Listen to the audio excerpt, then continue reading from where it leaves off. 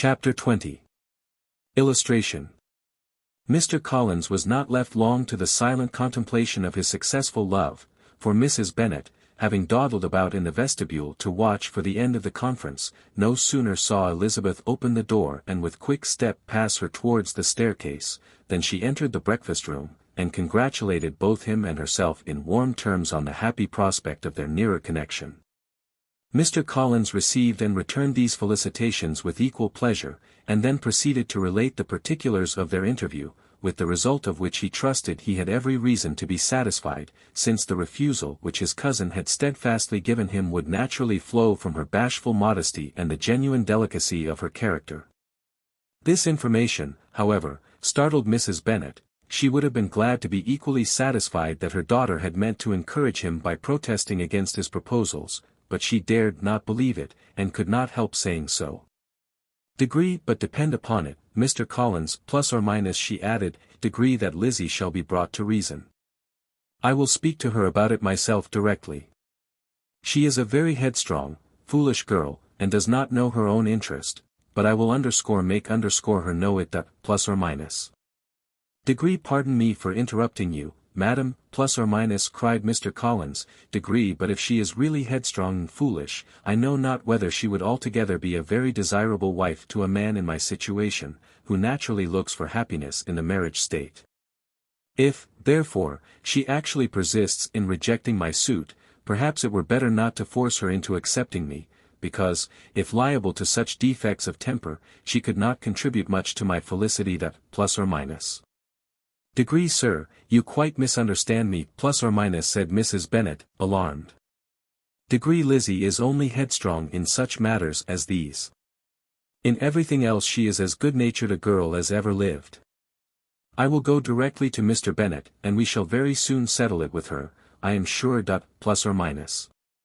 She would not give him time to reply, but hurrying instantly to her husband, called out, as she entered the library. Oh, Mr. Bennet, you are wanted immediately, we are all in an uproar. You must come and make Lizzie marry Mr. Collins, for she vows she will not have him, and if you do not make haste he will change his mind and not have her. Plus or minus. Mr. Bennet raised his eyes from his book as she entered, and fixed them on her face with a calm unconcern, which was not in the least altered by her communication. I have not the pleasure of understanding you, plus or minus, said he, when she had finished her speech. Of what are you talking, plus or minus? Of Mr. Collins and Lizzie. Lizzie declares she will not have Mr. Collins, and Mr. Collins begins to say that he will not have Lizzie. Plus or minus. And what am I to do on the occasion? It seems a hopeless business. Plus or minus. Speak to Lizzie about it yourself. Tell her that you insist upon her marrying him. Plus or minus. Let her be called down. She shall hear my opinion. Plus or minus. Mrs. Bennet rang the bell, and Miss Elizabeth was summoned to the library. Come here, child, plus or minus, cried her father as she appeared. I have sent for you on an affair of importance. I understand that Mr. Collins has made you an offer of marriage. Is it true, plus or minus? Elizabeth replied that it was. Very well, and this offer of marriage you have refused, plus or minus. I have, sir. Plus or minus. Very well. We now come to the point. Your mother insists upon your accepting it. Is it not so, Mrs. Bennet, plus or minus? Yes, or I will never see her again. Plus or minus. An unhappy alternative is before you, Elizabeth. From this day you must be a stranger to one of your parents. Your mother will never see you again if you do not marry Mr. Collins, and I will never see you again if you do. Plus or minus. Elizabeth could not but smile at such a conclusion of such a beginning, but Mrs. Bennet, who had persuaded herself that her husband regarded the affair as she wished, was excessively disappointed. What do you mean, Mr. Bennet, by talking in this way? You promised me to insist upon her marrying him. Plus or minus. My dear, plus or minus, replied her husband. I have two small favors to request. First, that you will allow me the free use of my understanding on the present occasion, and, secondly, of my room. I shall be glad to have the library to myself as soon as may be. Plus or minus. Not yet, however, in spite of her disappointment in her husband, did Mrs. Bennet give up the point. She talked to Elizabeth again and again, coaxed and threatened her by turns. She endeavored to secure Jane in her interest, but Jane, with all possible mildness, declined interfering, and Elizabeth, sometimes with real earnestness, and sometimes with playful gaiety, replied to her attacks. Though her manner varied, however, her determination never did. Mr. Collins, meanwhile, was meditating in solitude on what had passed. He thought too well of himself to comprehend on what motive his cousin could refuse him, and though his pride was hurt, he suffered in no other way. His regard for her was quite imaginary, and the possibility of her deserving her mother's reproach prevented his feeling any regret.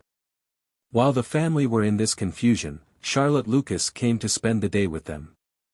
She was met in the vestibule by Lydia, flying to her, cried in a half-whisper, "I am glad you are come, for there is such fun here.